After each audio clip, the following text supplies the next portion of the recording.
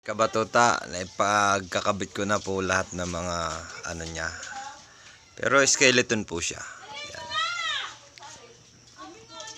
At ito na lang problema, wala siyang CDI. Tapos pinaltan ko na din po siya ng stator sa loob. Pero napaandar na naman. Umandar na siya. Yan, buo. Pinalitan ko na isang buo.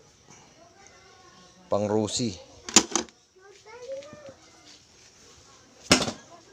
CDI na lahat gasolina ang problema na to, mga kabatuta.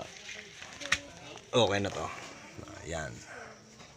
Kahit paano, pang service din ng mga bata pa sa school.